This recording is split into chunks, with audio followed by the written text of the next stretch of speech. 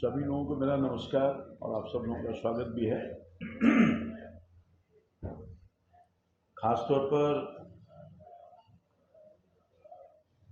आज भारतीय जनता पार्टी के तरफ से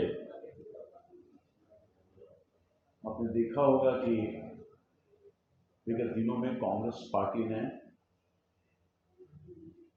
अपने मैनिफेस्टो जारी किए और इन्हीं मैनिफेस्टो में जो बातों को रखा है उसके कुछ पॉइंट्स पर आज हम अपनी प्रतिक्रिया व्यक्त कर रहे हैं। कांग्रेस पार्टी पुरानी पार्टी है। कमोबेश देश में 60 वर्षों तक राज्य और केंद्र में लगातार राज किया है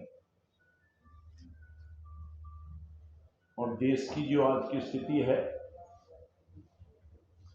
और आज के पहले के 60 वर्ष के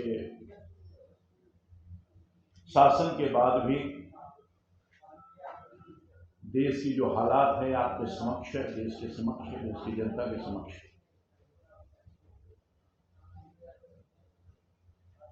किस तरह की कठिनाइयों से देश गुजरता रहा है, देश की बदहाली, फटहाली, भ्रष्टाचार, लूट और कई तरह के चुनौतियों का सामना देश के 140 करोड़ लोगों को करना पड़ता रहा है। मगर देश की महान जनता ने पिछले 10 वर्ष पहले भारतीय जनता पार्टी, एनडीए और खासतौर पर इस देश के नेतृत्वकर्ता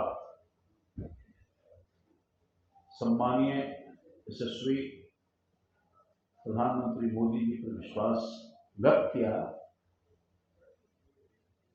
और बहुत देश को यह एहसास होगा 60 वर्षों की जो परेशानी थी, जो दिक्कत था, जो लूट था, खसोट था, आतंक का वातावरण था, नक्सल प्रभावित था, देश लगता नहीं था शायद बच पाएगा। उग्रवाद से लेकर के नक्सलवाद पर हावी था, गरीबी फटहाली से गुजर रहा था देश की जनता। बहुत ही निष्ठा और ईमानदारी के पूर्वक माननीय मोदी जी ने एनडीए की सरकार को उन सब चीजों से बाहर निकाला। मैं खास तौर पर अभी हाल के दिनों में कांग्रेस के उस मैनिफेस्टो की तरफ ध्यान आकर्षित कराऊं। कांग्रेस सहित पूरा इंडिया अलायंस अर्बन नक्सल विचारों के चंगुल में फंस गया। एनडीए की सरकार मोदी के नेतृत्व में, जैसा कि मैंने कुछ कहा बैकग्राउंड में, बहुत मजबूती के साथ हर परेशानी को अपने आप से निकालते हुए देश के चाहे किसी पक्ष को आप विचार करिएगा, देखने को मिलेगा। कल्याण योजना के माध्यम से गरीबों के आंख के आंसू को पोंछने का काम, उनके जीवन को, लाइफ स्टाइल को ऊंचा करने का काम, देश की जो अर्थव्यवस्था है अपने कुशल नेतृत्व में 140 करोड़ जनता का सहयोग के साथ उसको भी मजबूती प्रदान करने का काम किया।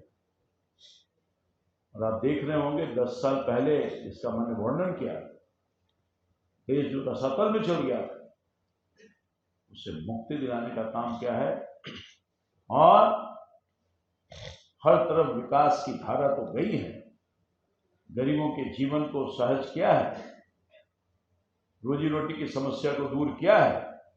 उसके बाद कोरोना जैसे काल को झेलते हुए जो 10वें स्थान पर हमारे अर्थव्यवस्था थी उसको 5वें स्थान पर लाया है। और मोदी जी की कुशल नेतृत्व अगले कुछ ही वर्षों में दुनिया को सबसे बड़ा मजबूत अर्थव्यवस्था की तरफ लगातार ले जाने का काम कर रहा है और तीसरी अर्थव्यवस्था के रूप में हम पहुंचने वाले हैं। वही कांग्रेस पार्टी का मैनिफेस्टो को आप देखिए, कांग्रेस कितनी चालाकी के साथ काम कर रही है, क्या विचार है, क्या सोच है कांग्रेस पार्टी का।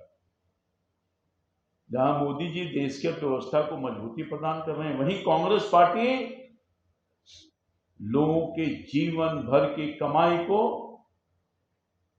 एक्सरे कर उसे लूटने का भी प्लान कर। मैं बहुत